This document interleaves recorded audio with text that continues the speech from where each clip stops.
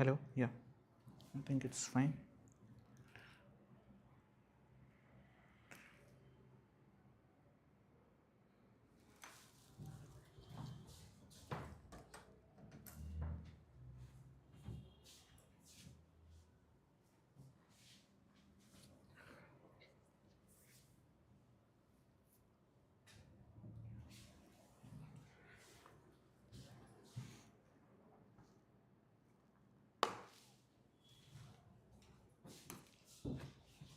Yeah, again, there are three topics from PIB and other two more topics. Now, first is this affordable nutrition for every Indian, Jan Aushadhi Nutraceuticals. Okay, now, first understand this term. What is it? Yeah, so this is made up of two words. This Nutra stands for nutrition. Ceuticals you anyway understand pharmaceuticals and all that. So similarly, nutrition being provided like pharmaceuticals, that is nutraceuticals. Now what government is doing here is basically under this scheme, which is Pradhan Mantri Bharatiya Jan Aushadhi Pariyojana. Okay, so Pradhan Mantri Bharatiya Jan Aushadhi Pariyojana. Okay, now under this what they are doing, so what they have recognized is there is one scheme called Pradhan Mantri Jan Aushadhi Yojana that you might have heard. Now in Jan Aushadhi Yojana we are trying to provide medicine for different diseases for all that, but an important part of your health is actually nutrition. Correct.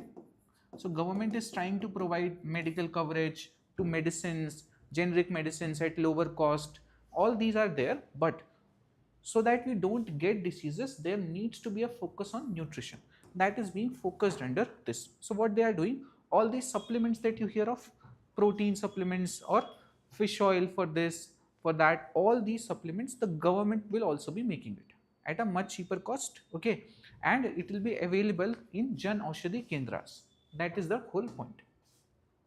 Now, in an increasingly health conscious India, nutraceuticals have gained recognition as an essential part of overall well being, yet, affordability continues to be a challenge for millions in India. Now, so what they are doing? So basically, the range includes protein supplements, immunity products, nutritional food, specialized formulations, all these according to anybody's dietary preferences. See this. So all these are different components of it. Okay, like this, designed for all kinds of people, young, women, elderly, people with specific health needs, all these. Now what government tries to ensure is basically quality, affordability, all this. Now they have also made like everything that, just like you have a range for from Amul, let's say, or where they make protein bars also, they make chocolates, they make whey protein isolates, everything they are making. Okay, so that is what they have given here. Then there are some specific things for women, some specific thing for old people also, all that is given. And then yeah, so women nutrition, renal nutrition, all these different components are given. Now affordable medicines remain the core of PMBJP, but nutrition is an essential part of the same larger health journey. That's why they are doing this. Now this is something that you can end with, that is quality healthcare and nutrition for all. This is the motto of this scheme also. And also if you have a question, because there is a topic called health in social justice, correct? So also in paper 1 it is also asked health. So health is an important thing that we need to focus on. So there you can end it with this quality healthcare and nutrition for all. Now one thing again, that this I have mentioned up to number of times, that whenever you talk about pharmaceuticals, because this is coming under the same scheme, so it is again under Ministry of Chemicals and Fertilizers, Department of Pharmaceuticals. Okay, this is one question that I have been waiting for a few years, that someday they will ask this. Then next,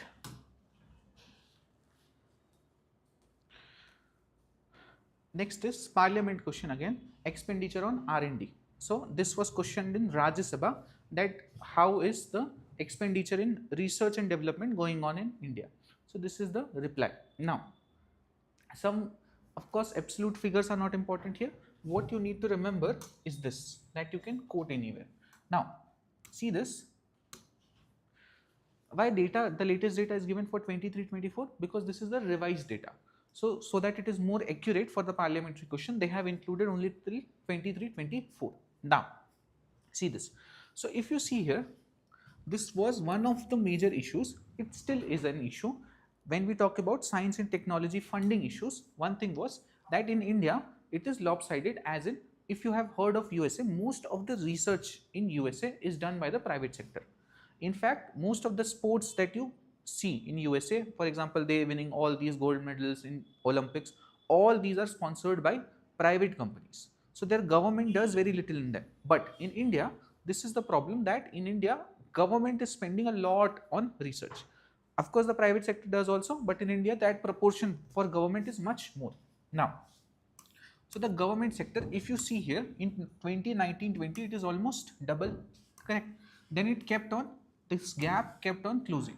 In 23-24, can you see that the private sector has first time crossed it? That is, more expenditure on research has been done by the private sector for the first time in India. Then, so private sector crossed government sector. One thing that you can see from this data is this. Then there is a term called GERD, which is gross expenditure on R&D. Okay, now GERD, if you see, as a percentage of GDP, it has constantly increased, though very slowly. So it has increased, for example, from 0.66, then 0.64, little down, and then after that 0.83, 0.82, 0.84, like that. So it is not a monotonically increasing graph, but over the course of 5 years, it is slightly increased. If you see the whole figures, then it might seem very large to you. But we should always consider it as a part of percentage of GDP, because otherwise you will be calculating inflation also, which does not make much sense, because in these 5 years, every year 4-5% inflation is also there, no? So of course the overall money will increase. This is the good data, that now it has become 0.84. It is still less. It should be close to 3%. That is the target. Now, this is the analysis of the data. Now, the government has taken several steps. These include this. Now, this makes for a good mains question, that what is government doing? Government is doing for research and development. Okay. Now, these are the figures that you should start your answer with. That it has substantially increased over the past few years, but still it is much below the benchmark of around 3%. And that is why then you can mention about the government steps based on the question. Now, let's see the government steps. So there are many steps that are given here. Okay, even if you can remember 4 or 5 of them, that will be much better than people who are just writing that government is making more center of excellences, government is, the expenditure has increased, government is encouraging private sector to come. All these are vague terms. Okay, so instead what you can write is this. First, see this in just one line, progressive increase in budget allocations. This here you can quote that data, 0.84 GERD. Then launch of 1 lakh crore research development and innovation fund, RDI fund. Then establishment of this, we have talked about before, Anusandhan National Research Foundation, ANRF. Budgetary allocation of 14,000 crore. This is to encourage people to go into research fields. Then there is all these missions also you can mention. All these missions we study at different points in different chapters. That is government launching National Quantum Mission. This we do in quantum technologies. Then National Mission on Interdisciplinary Cyber Physical Systems. Then Indian Semiconductor Mission. This mission also we'll see. Then National Supercomputing Mission. This we'll see when we do supercomputers. So all these missions also you can mention. That 4, 3, 4, 2, 3, whatever missions you want to mention. Then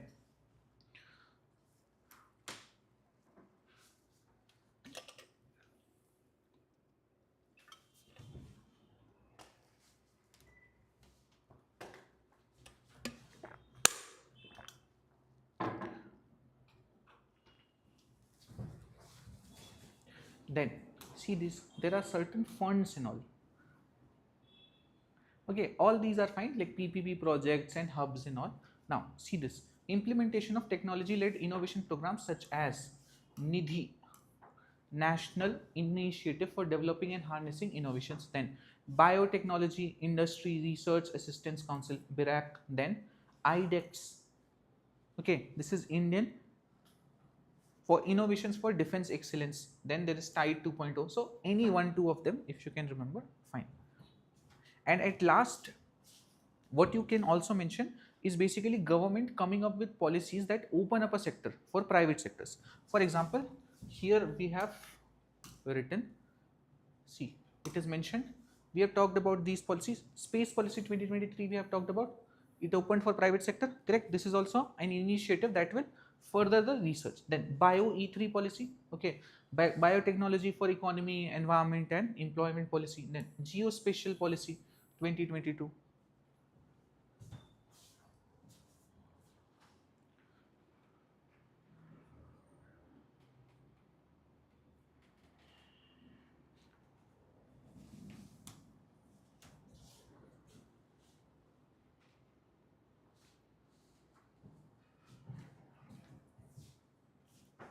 Then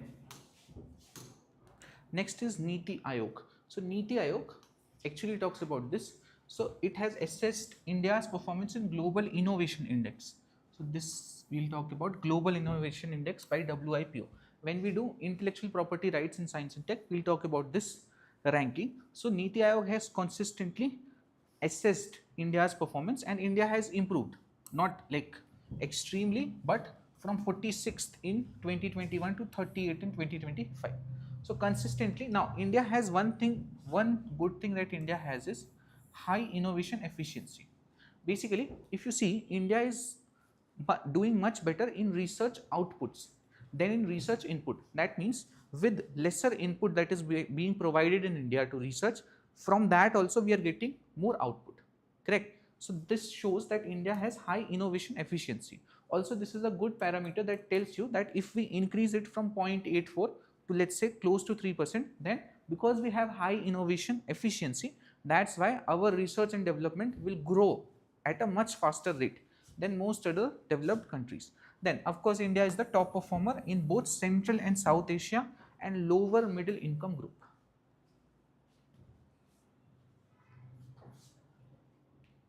Okay, lower middle income groups, these income groups are divided by World Bank and IMF in two different ways. So India falls in this category.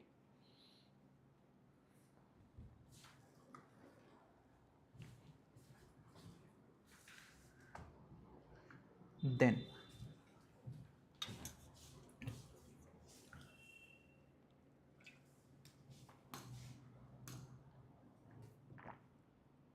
yeah, now this is a very detailed topic. Okay, so this is a topic that gets pushed over a lot. Okay, so in science and technology we mainly talk about artificial intelligence and that something like deepfake can be created.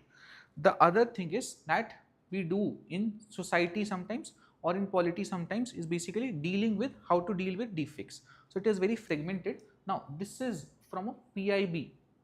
Okay, and here it is a very detailed one that they have written which covers this topic holistically, and I am expecting one question at least in 2026 in any of the paper because it is an issue. Deepfake, you understand? Deepfake is what? Basically they are just changing face or somebody and creating false audio visual content. Now this can be part of paper 1 asking in society, it can be part of paper 2 because dealing with it is basically the whole part of governance, then in paper 3 as part of science and tech and economy, and as paper 4 because this is an ethical issue also, and also very important. So most probably there will be a question this year or the next year in some of the paper. Now so let's look at all of this. So this is government strengthens framework to counter AI generated deepfakes through legal safeguards, platform accountability and citizen protection. Now so the government remains conscious to the threats posed by deepfakes powered by artificial intelligence, including synthetic audio, video and text. This you might have seen all around, that let's say some Donald Trump is coming, okay, and then he's singing some Hindi song. This you might have seen. Okay, so all these are deepfakes. Of course, this is harmless, but there are many harmful ways also of making deepfakes. Now, also, whenever they talk about deepfakes, not mentioned here, but always remember about a term that is called liar's dividend. Now, this is also an issue that because of deepfake we'll face. What is liar's dividend? So basically, let's say one politician is caught doing some obscene activity. Now, earlier what he can do, he cannot do anything because it is recorded on video. Now, what they come up with is saying AI here. This is AI. This is called liar's dividend. That even a factual information can be disregarded based on calling it an artificially generated deepfake. Okay, so this is another issue that we have started seeing and we'll see more and more because of this. Now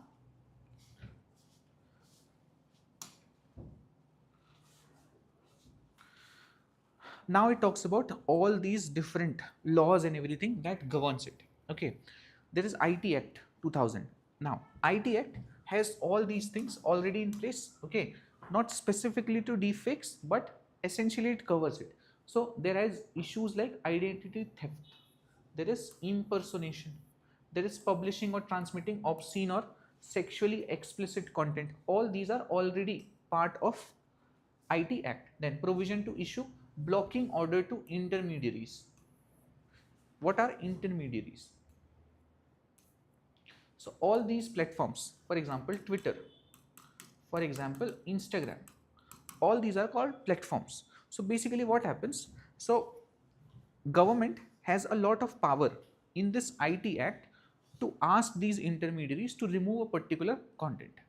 Okay, now this act itself also protects these intermediaries. Now what it protects, understand that. So basically how it protects it, for example let's say I am using Instagram. Now I put up some video that should not be put, that is anti-government and anti-India, whatever. Now I have put it on Instagram. Now government will not directly consider this, that this is Instagram's fault. In general words, this is called as intermediary protection. So this way intermediaries are protected, but in return for this they have to follow government orders of blocking something or different content. Then if anything is declared under unlawful act, all that has to be removed. All these government norms they have to follow. So this is called as protection for the intermediaries. Now one thing that government keeps on telling these intermediaries whenever they are like that, we won't be following this norm is too harsh for us, this is against freedom. So they always say this, that the protection that you have under this act, that we will remove. Then what will happen, if I upload anything wrong on Instagram, who's responsible? The intermediary itself. So whoever is the local officer of Instagram of Meta in Delhi or in India, so they have also mandated that there has to be officers, local officers in India of these foreign entities. Okay, so they will just arrest him because something was uploaded there. So this protection is what they keep on talking about, that we will take this away. Now provision to issue notice to intermediaries for removal of information being used to commit unlawful act. Besides, the act also empowers police to investigate offences.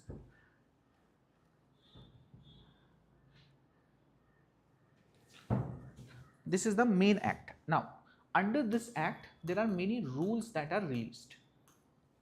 Okay, like you have Environment Protection Act, it's a very small act. Okay, but under that you have different rules like plastic waste management rules, okay, like electronic waste management rules. Similarly under the IT Act you have IT rules that are regularly updated and released. Now then this is the new IPCC codes, okay, Bharati Nyaya Sanhita 2023. Now what this is, again just you can just mention this name, that is under BNS also it is mentioned, same things, that if somebody is penalizing the act of making false or misleading statements, rumors, reports, all this. Then these are the IT rules 2021. This was debated a lot at that time, but now it has been just accepted. Okay, there have been cases where government has overreached. Basically, there was like one very famous video of one Instagrammer. He was making video mocking the prime minister. Okay, and that video, his account, everything was suspended, and those people who were resharing it and all, now those people were also, their accounts were also suspended. So all those little overreach have also happened, but otherwise it is working fine. Then now let's see. So all these, so IT rules cast specific obligations on intermediaries to observe due diligence while discharging their duties. Now, so intermediaries must clearly inform users through terms of service. Now this is one responsibility. This is part of informed consent.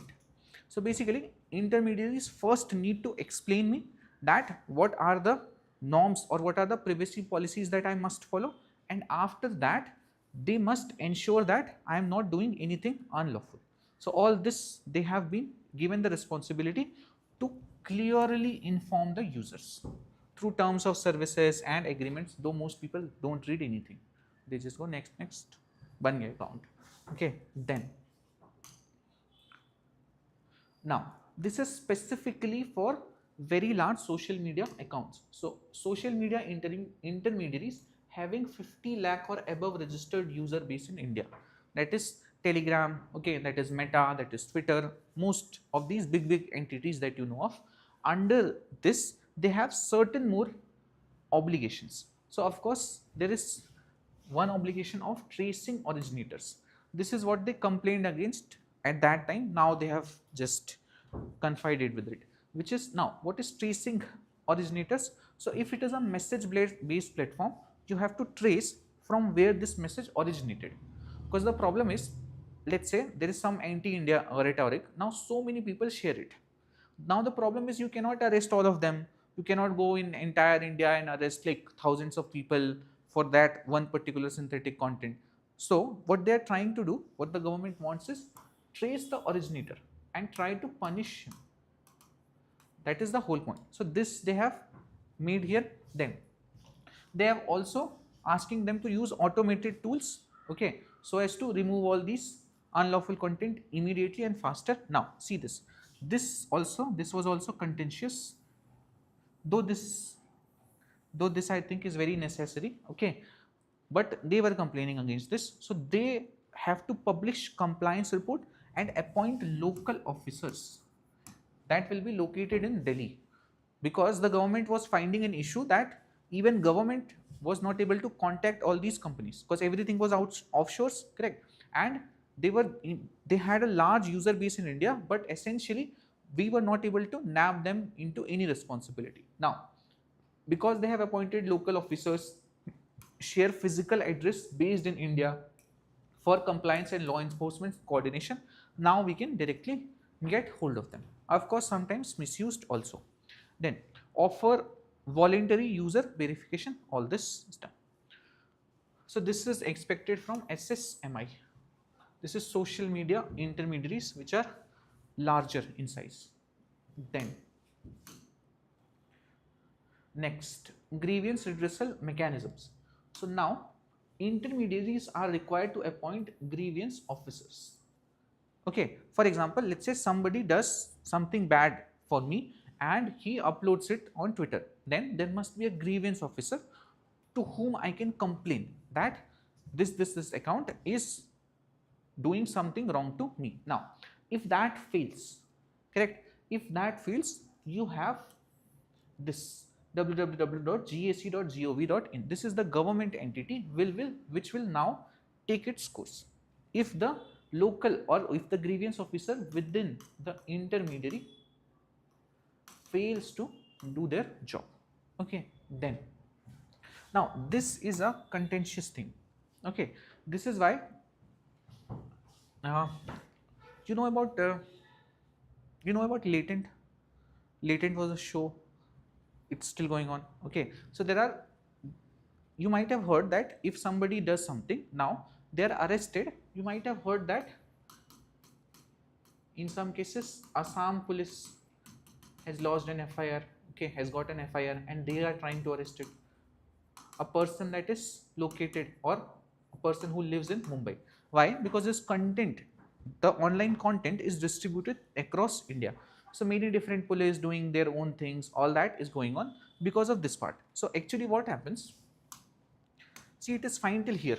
If you are going to the grievance officer, then GSE, all that is fine. Now, the problem is the complaints registered with the police are investigated by the concerned law enforcement agencies. Correct? That if you don't go this route, you directly go to the police station that this is a heinous thing that is happening against me and I want a complaint to be registered. Now, of course, this is your right. Correct? So, complaint must be registered. Now, who will deal with this? The police. But the problem is that police is not a central subject, it's a state subject. Correct? Now, if it's a state subject, who will do the enforcement? According to the state laws. And that is why different states, they start doing things on their own. Okay. So, you see here, under the relevant statutory framework, since police and public order are state subjects as per the 7th schedule of the Constitution, the states and UTs are primarily responsible for the prevention, detection, investigation and prosecution of crimes including cybercrime through their law enforcement agencies. That is why they have cyber cells also. All that is possible because of this. Also sometimes issues like multiple FIRs, multiple this that being filed here and there. You might have heard of when this Indian Hindi movie actor Sushant Singh Rajput, he passed away. So Bihar police was also taking some action, then CBI was also involved, then Mumbai police was also taking action because of all these issues. Because police is actually entangled in state orders. Then last is recent amendments. So basically on 10th of February 2026, the government strengthened the regulatory framework by amending the, so what government does, first is IT Act. Now IT Act is rarely amended. Okay, from IT Act emanates IT rules. Now IT rules are very comprehensive in all domains. IT rules are also not released, they are released in every few years. Okay, like in 2016 there was one, 2021. Now after that they will cause amendments, to the IT rules that is already applicable. So this was done in 2026. Now, so this was specifically against synthetically generated information. Okay, this term is the official term for, instead of using deepfakes and all, synthetically generated information including deepfakes and AI generated content.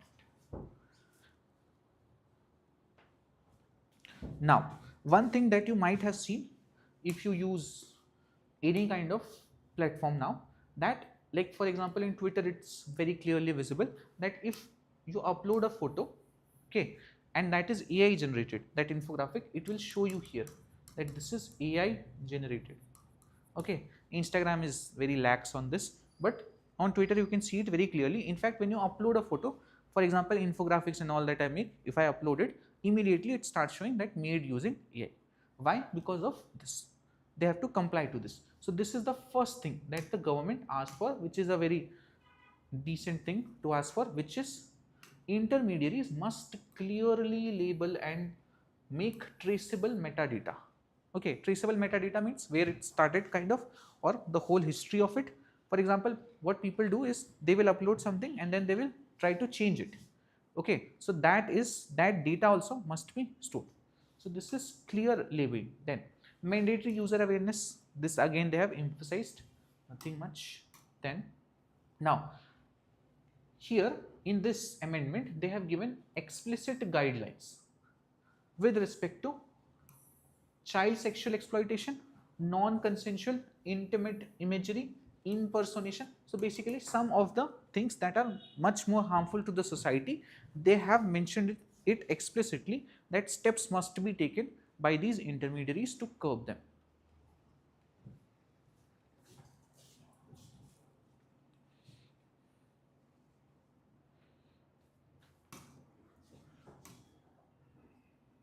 Then last thing is basically this, which is timelines have been reduced. So earlier government used to give like 30. Now the problem is the government has done what? So here is one problematic thing. So basically, so if appropriate government or court orders come, okay, appropriate government, then a content has to be removed. The earlier limit used to be 36 hours, now it has been reduced to 3 hours. Now the problem is that government is saying you to remove this. Now within 3 hours it is not very possible for the intermediaries to do anything about it, to check that if it is okay, if it is not, to file all this, nothing is possible, so they just have to remove it.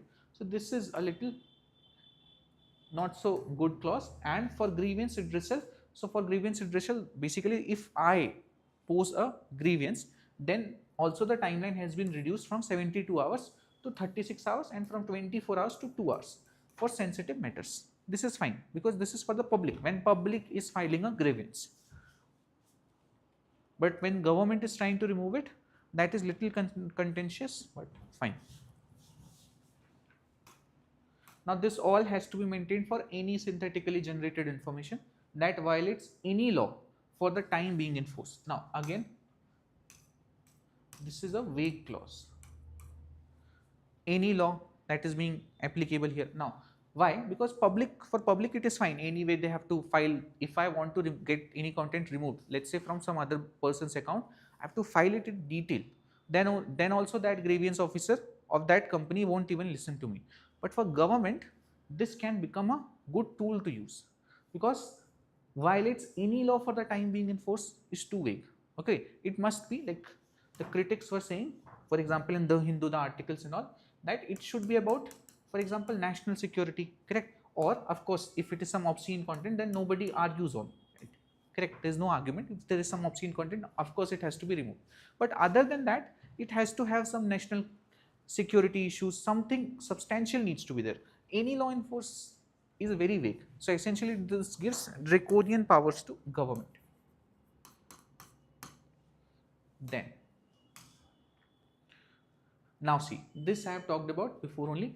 In case of failure of the intermediaries to observe the legal obligations as provided in the IT rules, they lose their exemption.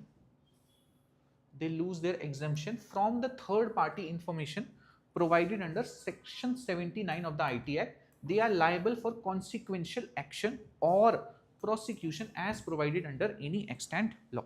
So whatever, for example, let's say for sharing some kind of obscene content, there is, let's say, a jail time of 1 year. Now because they are now directly laying responsibility on Instagram, then Instagram people can be held under same law.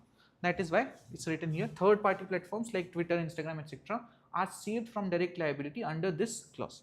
So this safety net will be removed.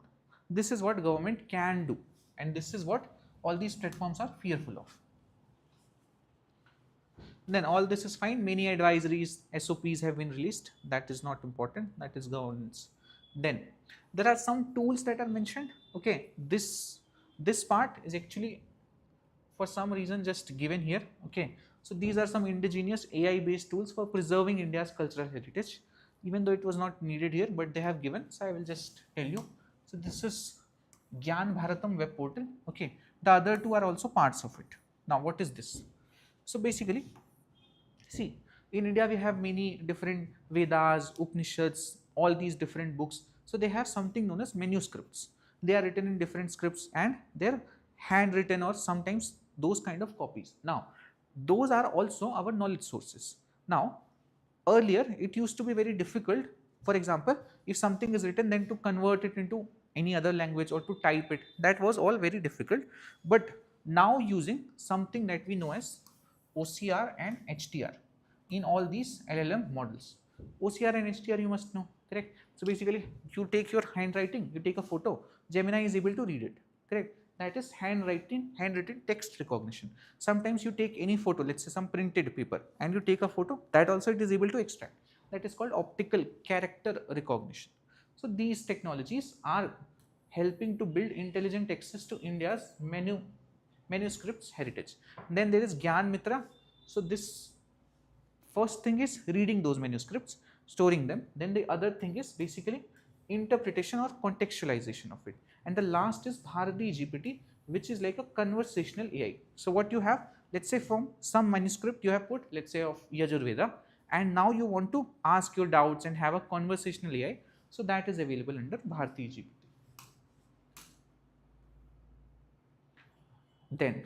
Then detection of deepfake content. Okay, so this has been mentioned in India AI mission also.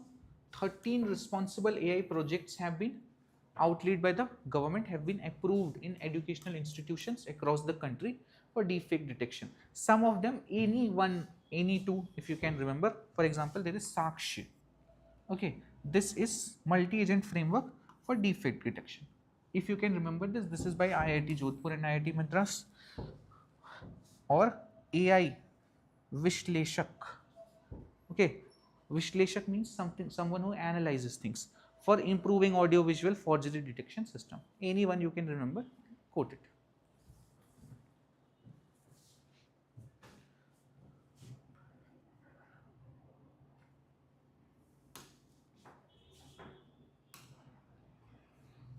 Then awareness campaigns on all this, fine. Information security, education and awareness. Then certain is the, when you do internal security. Okay, in internal security there is a topic called cyber security. So in cyber security you will learn about this entity called certain is the first respondent. Okay, so if let's say you are working here and you find something that can be a cause of concern in any way. Okay, for example, some important information is being leaked, this that some foreign entity, you observe that IP from some other country is trying to access data on your systems. Now who you have to complain? It is to the certain. This is the first respondent. The Indian Computer Emergency Response Team also regularly issues guidelines on AI related threats, countermeasures, including deepfakes. Okay, then all these, any entity you can write, certain is written here. RBI also issues documents where they write about that how you have to be safe with money. That also they do. For example, they do one thing that in these phishing they call, let's say they'll call your mother and they have your voice, let's say from your Instagram or from anywhere they can get your voice and they can create synthetic audio of you asking to send money to this account, and then it's your voice, so your mother will be able to recognize it and understand that maybe she's in need. So all those issues are created. This all is also given by RBI. So all those entities are fine. Main thing is you remember the act, okay, the proper things, the act and the IT rules under which how protections are given, all these are more important. Then this is it for this topic. Now there are two small topics. One is Fields Medal 2026. Now what is this? So if they want to make an offshoot question, this can be it. So basically Nobel Prize is given for three things. One is physics, other is chemistry, and other is medicine or physiology, whatever. So these three domains in which Nobel Prize is given. One more fake version of it is given for peace also. Okay, that is completely political in nature. Now, so Nobel Prize is not given for mathematics as such. So there is something known as Fields Medal. Okay, now Fields Medal is almost equivalent to Nobel Prize of Mathematics. Who gives this? So this is presented by International Mathematical Union at the International Congress of Mathematicians. This happens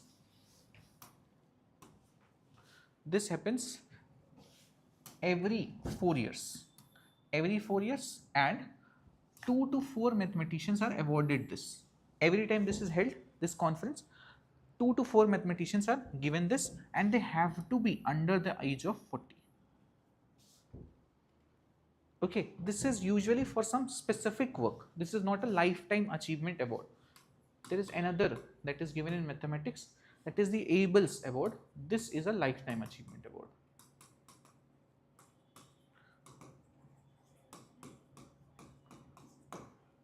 Okay, because if it were a lifetime achievement award, then you cannot have it till 40 only. So that way you can remember this has to be under 40.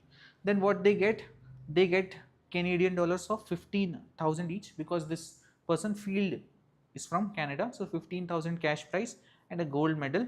So there is a gold medal like this, in which there is a picture of Archimedes. Okay. Then who got this? So actually India has no locus standi in it. So basically 4 people have got this. So this is Yu Dang on all these 4, they have got this. Now the some just points like this. The first female recipient was Mariam in 2014. She was from Iran.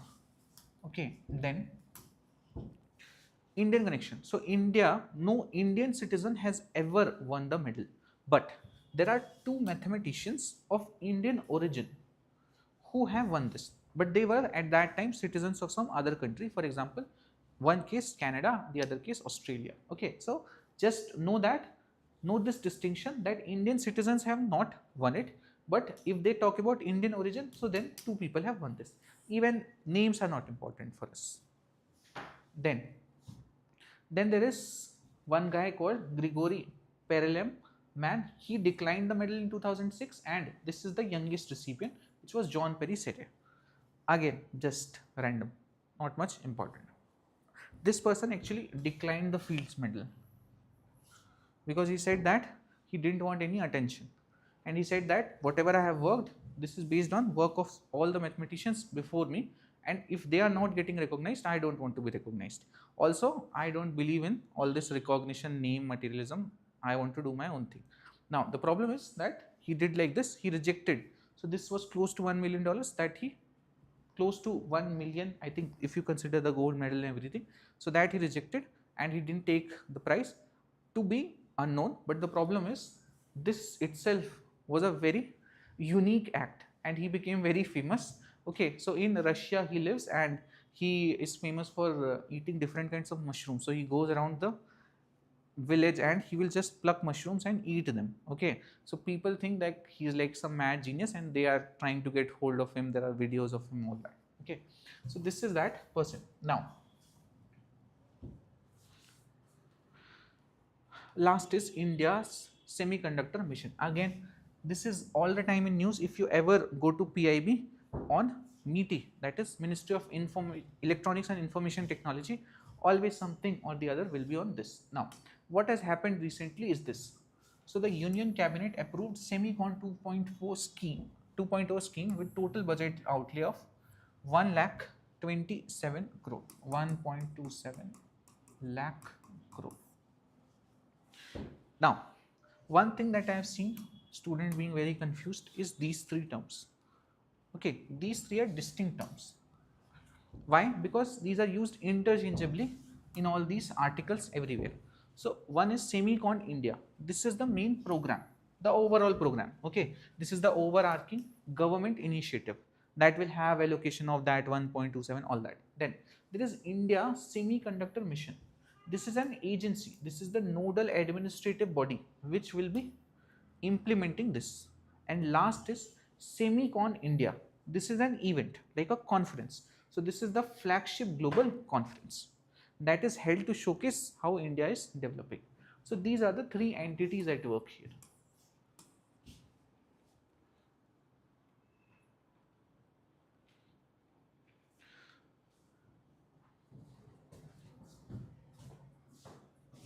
Now,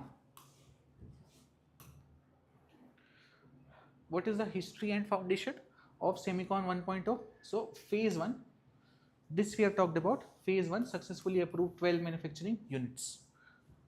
Okay, I think last week or last to last week we took one where we talked about all these.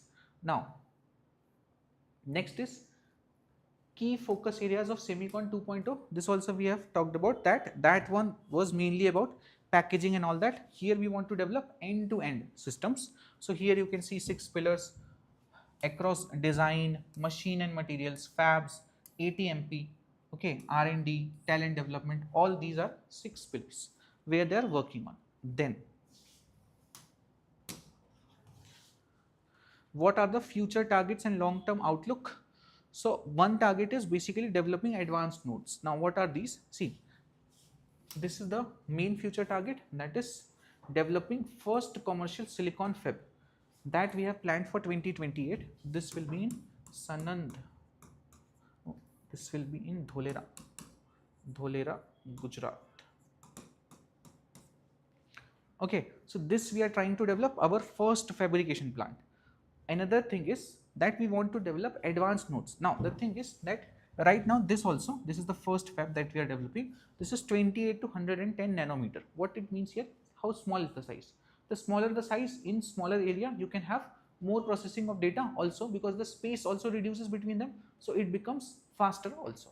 That's why you want to make advanced nodes that are 2 to 3 nm, 5 nm like this. This is nanometer. Then this data you can quote, which is India's domestic semiconductor market is projected to reach, forget 110, just remember 100 billion by 2030.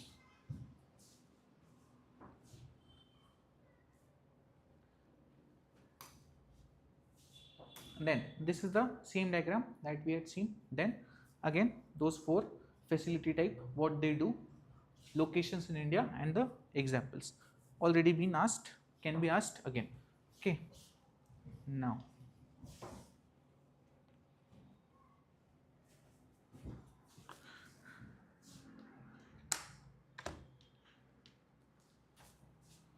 yeah, let's do MCQs. This is the first one.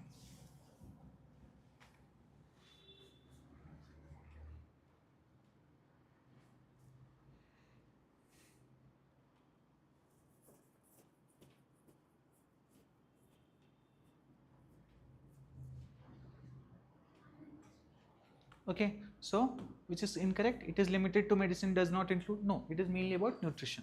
So second is wrong. 1 and 3 are correct. Then second,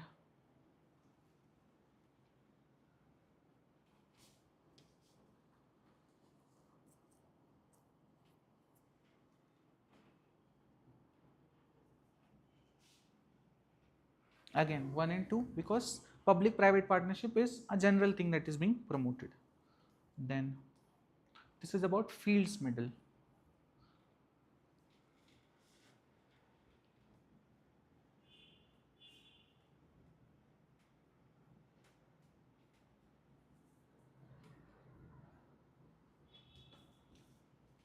All 3 correct. So this is not a lifetime achievement honor, because Nobel Prize is usually given for lifetime achievement. This is not. Then this is the last one.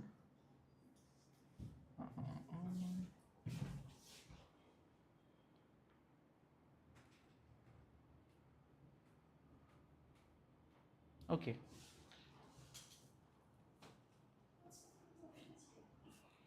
Last option is 1, 2 and 3. Okay, so all these 3 are of course correct. That's it. Thank you.